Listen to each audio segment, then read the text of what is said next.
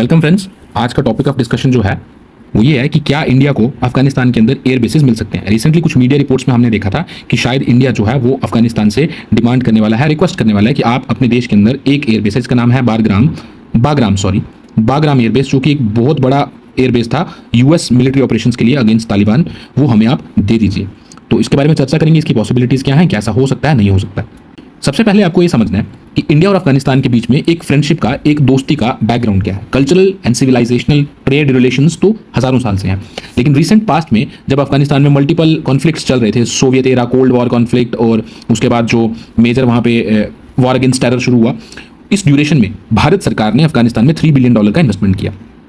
हमने वहां पर कुछ की प्रोजेक्ट्स बनाए, जिनमें से सलमा डैम, जो कि हारी रिवर के ऊपर आता है, तजिकिस्तान और अफगानिस्तान के बीच में बहती है नदी। इसका पाकिस्तान से कोई लेना देना नहीं, मत समझा हम उनका पानी रोक लिया, ऐसा कुछ नहीं है।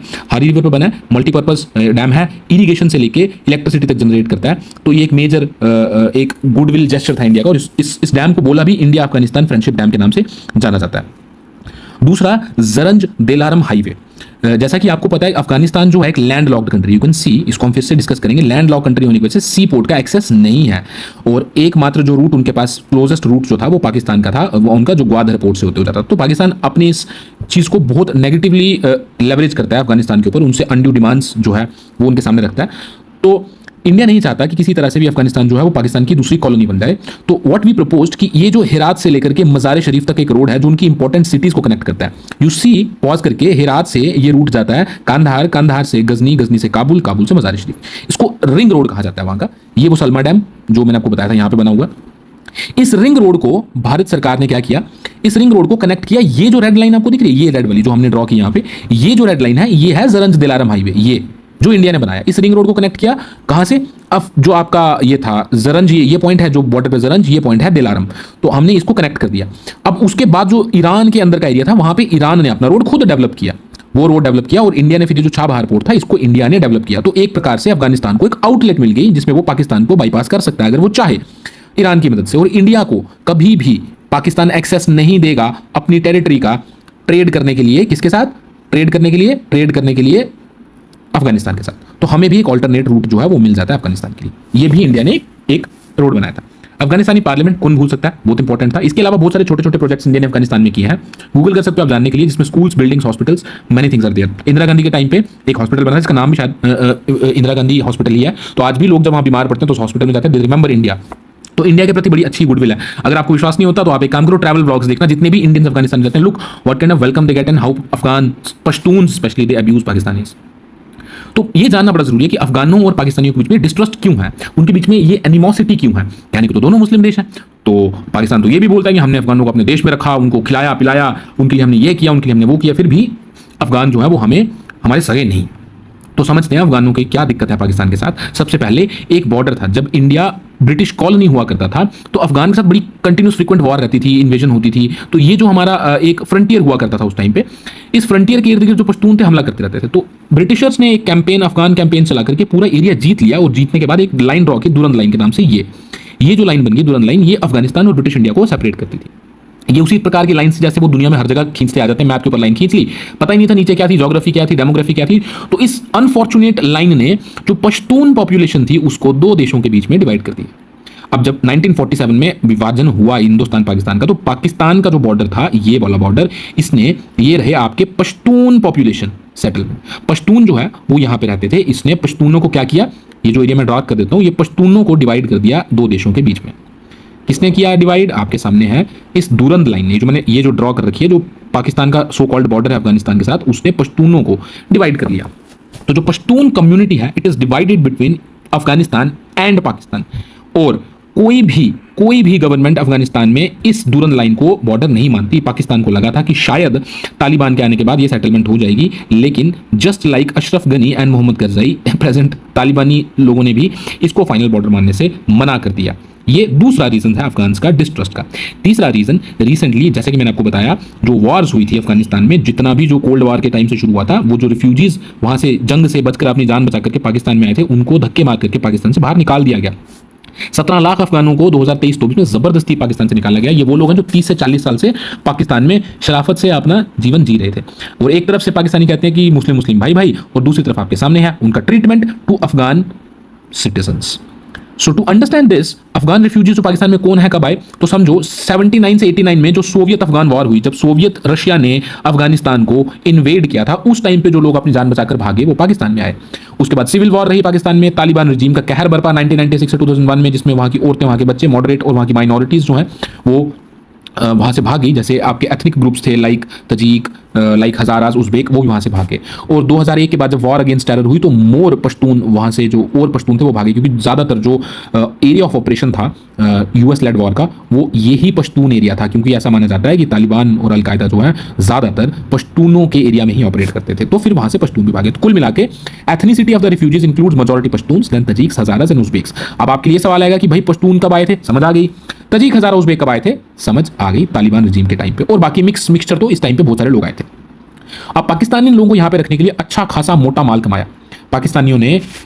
इन लोगों को, जो कि 1.3 मिलियन रजिस्टर्ड है, लेकिन माना जाता है 3.5-4 मिलियन के करीब होंगे, 5 से 6 बिलियन डॉलर सिर्फ ह्यूमन असिस्टेंस के नाम पे लिया। कितने लोग आ गए, हम इनको खाना खिलाना है, हम इनको ये करना है, वो करना है। 5 से 6 billion dollar US dollar Pakistan ने लिया, एहसान नहीं किया।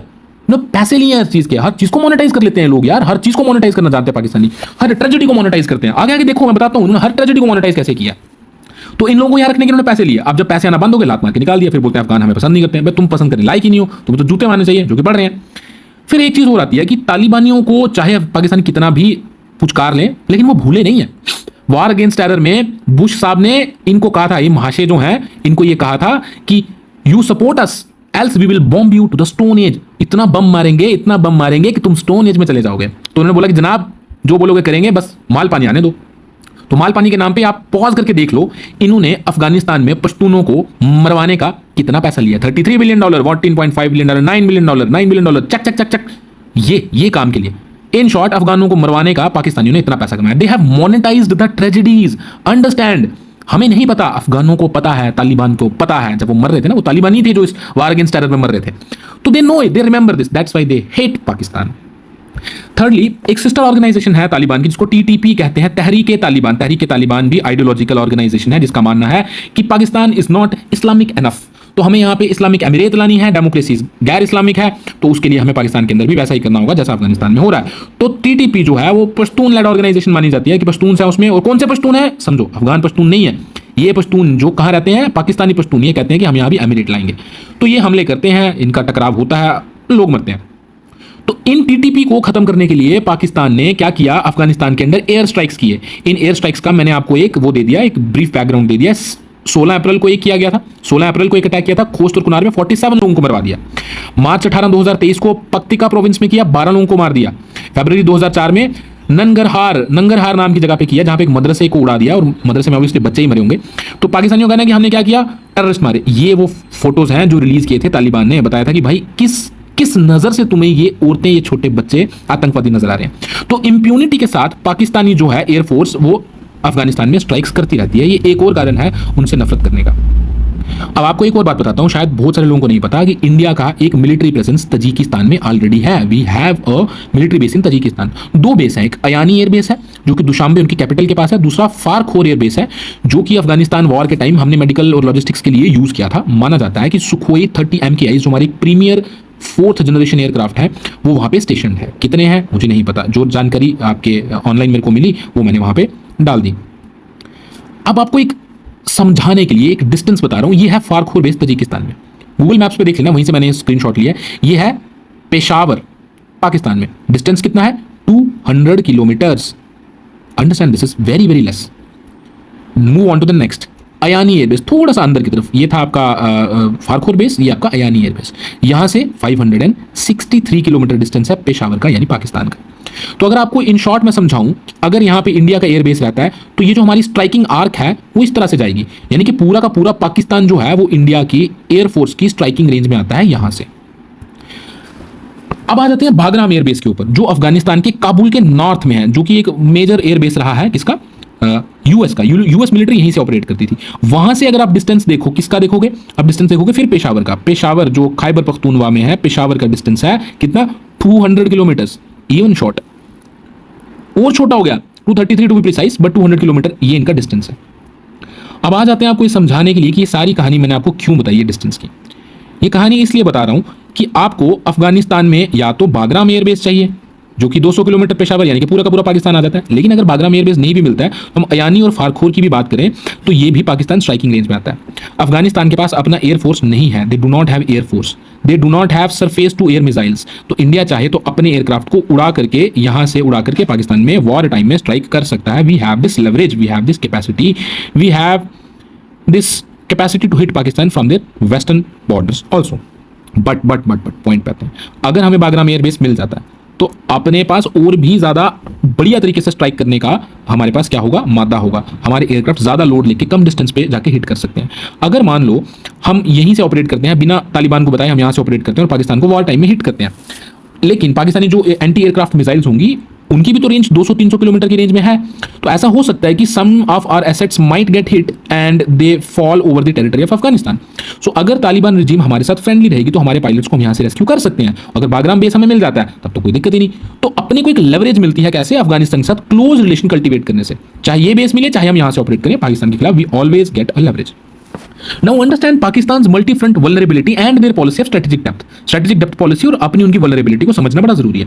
जैसा कि मैंने आपको बताया, you see this map, ये हमारा जो पाकिस्तान का जो ईस्टर्न फ्रंट है, ठीक है, J&K पंजाब राजस्थान से जो उनका ईस्टर्न फ्रंट लगता है उसका डिस्टेंस बता रहा हूँ। 50 किलोमीटर दूर है उनका LOC से इस्लामाबाद, उनका कैपिटल 50 किलोमीटर शैलिंग करके हम उसको हिट कर सकते हैं। गुजरात से कराची, गुजरात के, मैं यहाँ पे गुजरात के कच्छ की बात कर रहा हूँ, रण ऑफ कच्छ से कराची का डिस्टेंस 300 किलोमीटर है, 300 kilometre within the striking range. And let's come to Lahore ji, जो बड़ा ही उनका एक एंशिएंट सिटी कही जाती है पंजाब की लाहौर की, उसका टोटल बॉर्डर से डिस्टेंस है 20 किलोमीटर और अमृतसर से टोटल डिस्टेंस है 60 किलोमीटर, 20 + 40। तो ये उनका ईस्टर्न फ्रंट जो इंडिया के साथ उनका जो बॉर्डर लगता है, ये उसकी वल्नरेबिलिटी है। My apologies for this map, we do not agree with this depiction, but मेरे पास कोई मैप नहीं था पाकिस्तान की पॉपुलेशन को दिखाने का, तो मैंने ये यूज किया। आई एग्री, इंडिया का जो मैप है it includes sovereign territory of Gilgit Baltistan and Pakistan occupied Jammu and Kashmir. Let me be very very clear on this, ये मैप गलत है। अब दूसरा वल्नरेबिलिटी उनका समझाता हूं। पाकिस्तान की 80% से ज्यादा पॉपुलेशन, ये जो लाइन है इस लाइन के ईस्ट में आती है, 80% ऑफ द पॉपुलेशन। अगर इसका डिस्टेंस मैं इंडिया के मैप से देखूंगा, it is not even 150 kilometre, 150 kilometre भी नहीं है। तो can you even imagine a country, एक सीधा एक लंबा सा डोनट की तरह हमारे पास है। हम चाहें तो इस पूरे के पूरे एरिया को डोमिनेट कर सकते हैं। ये बाकी का जितना पीछे का एरिया दिख रहा है सारा का सारा लीस्ट पॉपुलेटेड है, पॉपुलेशन बहुत कम है। ये उनकी अपनी ज्योग्राफिकल क्या है, वल्नरेबिलिटीज है कि मेजॉरिटी जो है वो इंडिया की स्ट्राइकिंग रेंज में आते हैं। ये उनकी पॉपुलेशन की मैंने आपको पूरी डेंसिटी बता दी। अब आ जाओ, पॉज करके देख लो, ये हमारी मिसाइल्स हैं, इंडिया की जो मिसाइल्स हैं उन सबके नाम है। ये ब्रह्मोस है, बी मिसिंग है शायद मेरे से। हमारे एयरक्राफ्ट्स हैं, तेजस से लेकर के राफेल तक, निर्भय मिसाइल, इनकी रेंज देख लो।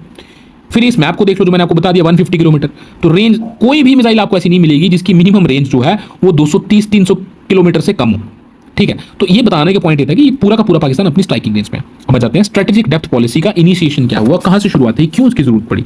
Understand this is your Pakistan, ठीक है, ये आपका पाकिस्तान आ गया। इस पाकिस्तान का ये जो डिस्टेंस है ना, ये जो विड्थ है, ये 500 किलोमीटर से ज्यादा कहीं भी नहीं है। ये मैंने दिखाया 500 किलोमीटर आपकी मैक्सिमम जो है डेप्थ आपकी इतनी है। अब प्रॉब्लम ये है कि इनकी अपनी वल्नरेबिलिटीज हैं। पाकिस्तान जानता है कि कन्वेंशनल जो वॉर है उसमें इंडिया को डिफीट नहीं कर सकता कन्वेंशनल वॉर में, तो उन्होंने एक नई पॉलिसी बनाई, न्यूक्लियर एसेट्स डेवलप किए, न्यूक्लियर एसेट्स डेवलप करिए। और उनका ये था कि अगर इंडिया हमला करेगा तो हम न्यूक्लियर वेपन यूज करेंगे। न्यूक्लियर अम्ब्रेला यूज करते हैं वो इंडिया के खिलाफ, कन्वेंशनल वॉर तो हम जीत नहीं पाएंगे, पिटेंगे, तो बॉम्ब दिखाओ, न्यूक्लियर बॉम्ब, इंडिया शायद हम पे कभी हमला ना करे। लेकिन अगर इंडिया प्रीएम्प्टिव स्ट्राइक करता है, प्रीएम्प्टिव मींस कि पहले स्ट्राइक करके इनके न्यूक्लियर बेस ही उड़ा देता है, इनके बॉम्ब्स को पहले ही निष्क्रिय कर देता है, तो पाकिस्तान के पास जो लेवरेज है न्यूक्लियर वेपन की वो खत्म हो जाएगी। तो इसलिए यहां पे पॉलिसी बनी strategic depth. Strategic depth policy ये थी कि ईरान तो इनकी सुनेगा नहीं, अफगानिस्तान को अपनी कॉलोनी की तरह ट्रीट किया जाए, वहां पे एक फ्रेंडली पपेट रिजीम को इंस्टॉल किया जाए और अपने ISI का नेटवर्क, अपनी मिलिट्री का नेटवर्क वहां पे डेवलप किया जाए, ताकि हम अपने जो स्ट्रेटेजिक, हमारे पाकिस्तान के जो स्ट्रेटेजिक एसेट्स हैं, न्यूक्लियर वेपन्स हैं, डिलीवरी सिस्टम्स हैं, उनको अफगानिस्तान में बेस किया जाए। क्योंकि उनकी मिसाइल्स की रेंज तो अच्छी खासी है, 1000-2000 किलोमीटर की भी रेंज है उनकी बैलिस्टिक मिसाइल की। तो यहां से इंडिया को अटैक किया जाए, ताकि अगर वो प्रीएम्प्टिव स्ट्राइक्स में अपना पाकिस्तान के अंदर के जो न्यूक्लियर बेसिस हैं उनको हिट कर भी लेते हैं, तो उनके पास एक सेकंड स्ट्राइक कैपेबिलिटी रहेगी अफगानिस्तान से। इसलिए उन्होंने माना, पाकिस्तान की जो रिजीम है, उनकी जो मिलिट्री रिजीम है, उन्होंने एक पॉलिसी डेवलप किया जिसका नाम था स्ट्रेटेजिक डेप्थ, यानी कि वो एक डेप्थ बनाएंगे स्ट्रेटेजिक अफगानिस्तान के अंदर। और लेवरेज क्या था कि हम अफगानिस्तान में एक पपेट रिजीम रखेंगे, उनको हम बोलेंगे कि आपको हम रास्ता यहां से तभी देंगे जब आप हमारे हिसाब से चलोगे, और यहां हम अपने बेसिस बनाएंगे। और इसका फायदा क्या होगा कि अगर अफगानिस्तान में पपेट रिजीम रहेगी, जो दुरंत बॉर्डर का जो पंगा है, फट्टा है इनका आपस में, वो भी कभी नहीं उठेगा। पाकिस्तान इन शॉर्ट अफगानिस्तान को कोलोनाइज करना चाहता है through strategic depth policy. Pause करके इसको पढ़ लेना, डिटेल में स्ट्रेटेजिक डेप्थ पॉलिसी जो है वो आपको पता चल जाएगी।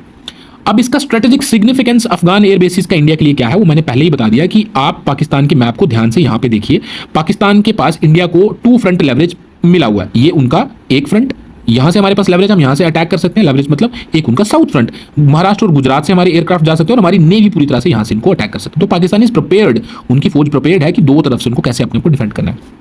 अगर अफगानिस्तान हमें परमिशन देता है अपनी एयर स्पेस यूज करने के लिए या अपना एयर बेस दे देता है यहाँ पे अपना यूज करने के लिए, तो पाकिस्तान वल्नरेबल हो जाएगा अपने तीसरे फ्रंट पर भी। तो तीसरे फ्रंट पर वल्नरेबिलिटी आने का कारण क्या है कि जो भी उनके एसेट्स हैं, एयर डिफेंस सिस्टम्स हैं, एयर डिफेंस मिसाइल्स हैं, वो इन 2 फ्रंट के अलावा उनको यहां भी रखनी पड़ेंगी। तो लिमिटेड रिसोर्सेज हैं, उनकी थिनिंग हो जाएगी। तो it will give India extra leverage over Pakistan कि हम बड़ी इजीली टेक आउट कर सकते हैं उनके सारे एसेट्स को, क्योंकि थिनिंग ऑफ रिसोर्सेज हो गया। पैसा उनके पास नहीं, गरीब देश है, भीख मांग करके चल रहा है, तो वो मैनेज नहीं कर पाएंगे 3 फ्रंट वॉर। तो उनको एक बड़े बड़े फ्रंटियर पर लड़ना उनके लिए बड़ा मुश्किल है इन लिमिटेड एसेट्स के साथ। ये इंडिया को एक एडवांटेज होगा। तो मेरा ये मानना है कि उनका जो स्ट्रेटेजिक डेप्थ है उसको स्ट्रेटेजिक डेप्थ में कन्वर्ट करने का इंडिया के पास सुनहरा मौका है। अफगानिस्तान में तालिबान रजीम के साथ बातचीत करके ये बेसिस को सिक्योर किया जाए या फिर उनकी एयर स्पेस को सिक्योर किया जाए भारतीय एयर एसेट्स को यूज करने के लिए। अब इसमें तालिबान के लिए क्या है भाई? अपना तो हमने बोल दिया, हमें ये फायदा हमें होगा। पाकिस्तान को, तालिबान के पास अपनी एयरफोर्स नहीं है, आपको पहले ही बताया। पाकिस्तान एयरफोर्स जब मर्जी आए उनका एयर स्पेस वायलेट करके उनके सिविलियंस को मारती है। इंडियन एयरफोर्स का प्रेजेंस अगर अफगानिस्तान में रहता है या वो हमें एयरबेस देते हैं या फिर अपना एयर स्पेस यूज करने को देते हैं, तो इंडिया कैन गारंटी देम कि हम अपनी एयर डिफेंस सिस्टम यूज करेंगे। आकाश मिसाइल्स आपके देश में इंस्टॉल करेंगे। कहां करेंगे? अफगानिस्तान में इंस्टॉल करेंगे, ताकि ये जो चिंदी देश है इनके F-16 और जो भाड़े के F-16 में रखे हैं वो आपकी एयर स्पेस को वायलेट नहीं कर पाएंगे। हम सालों यही गिरा देंगे।